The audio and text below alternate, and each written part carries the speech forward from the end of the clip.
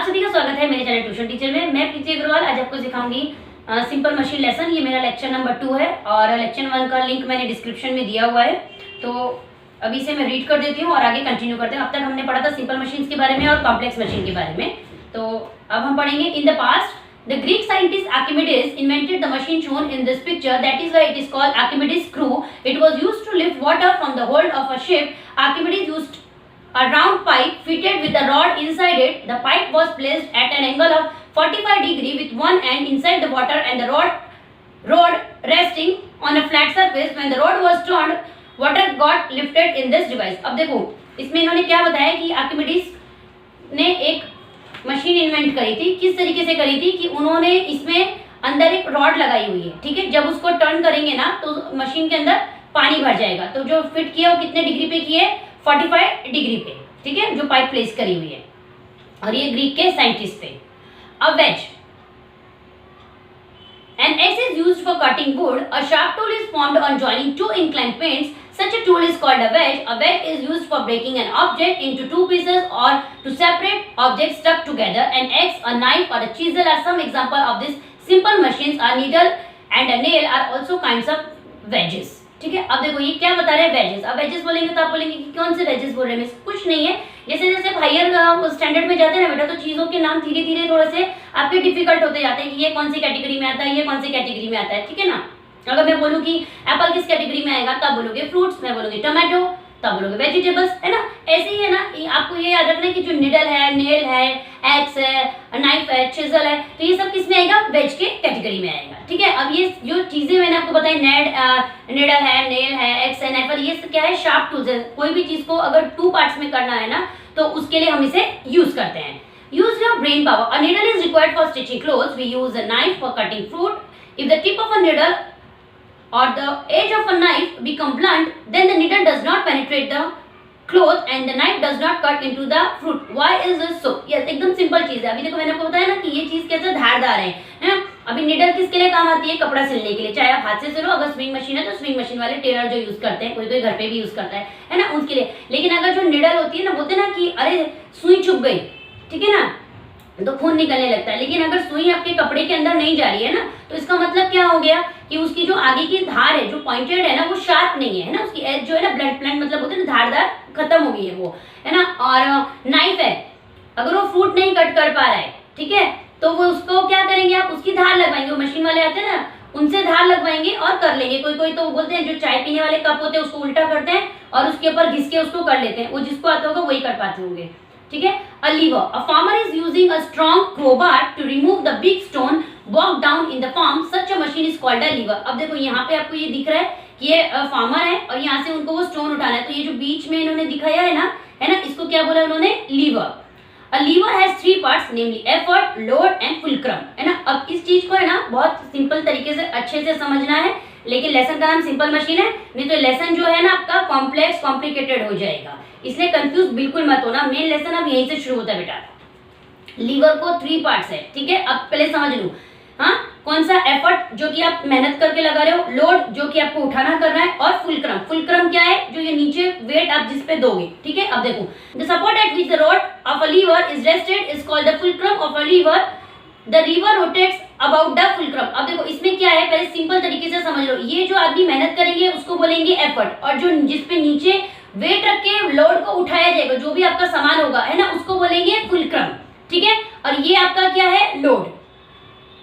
The weight lifted by a lever or the force against which the lever act is called the load, है ना। अब जिसके ऊपर हम प्रेशर देके क्या उठाना चाह रहे हैं, एफर्ट देके इस लोड को, ठीक है।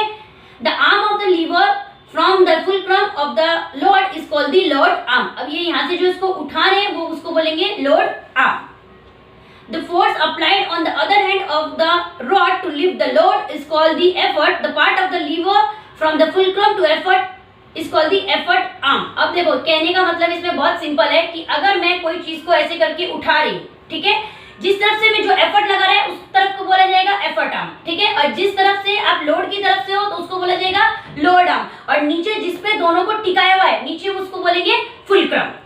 Place a pencil on a table, place a ruler on it at right angles with it, put a paper weight on one end of the ruler, press the other end with your finger to lift the weight which are the load arm, the effort arm and the fulcrum of this lever. अब देखो ये आप try भी कर सकते हो। ये देखो ये लोड में इन्होंने क्या दिया, पेपर वेट। अगर आपने देखा होगा ना कि जो पेपर्स वगैरह फाइल्स में नहीं उड़े तो कुछ ट्रांसपेरेंट टाइप का एक स्टोन टाइप का रखा जाता है ना, तो उसको उन्होंने बोला है पेपर वेट, उसी को पेपर वेट बोलते हैं। तो इन्होंने उसको बोला है लोड, है ना। ये जो अंकल का हाथ किसी का दिखाया गया उसको बोला गया एफर्ट, और नीचे उन्होंने क्या रखा है, फुलक्रम।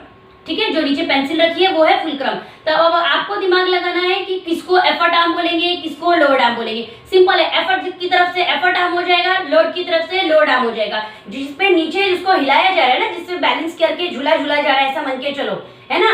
तो उसको जो नीचे रहेगा उसको बोलेंगे फुलक्रम, है ना। जिधर से वजन है उसको बोलेंगे लोड आर्म, और जिधर से मेहनत करी जाए, एफर्ट लगाते हैं ना हम लोग, तो उधर एफर्ट आर्म। ठीक है।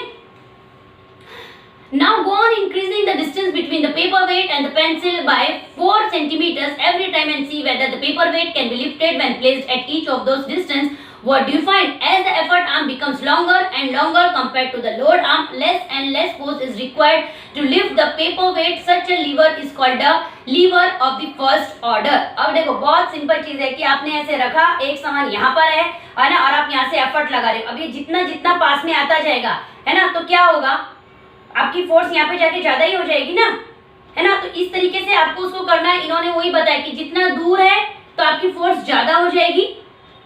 ठीक है, मींस मीडियम फोर्स हो जाएगी। अगर एकदम पास में आ जाएगी तो आपके हाथ पे ही आके गिर जाएगा।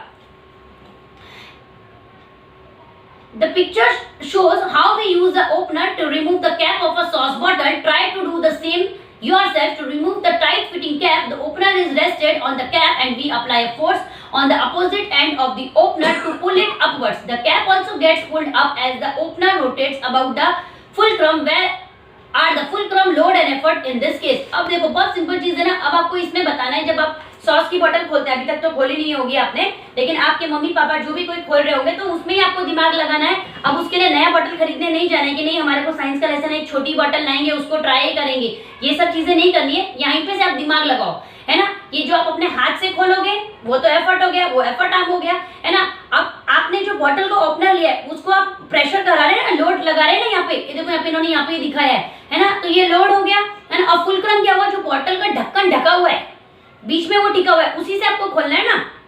तो जिसमें टिका हुआ रहता है, जहां से लोड और एफर्ट के बीच में जो टिका रहेगा, जिसमें बैलेंस है, उसको बोलेंगे फुलक्रम।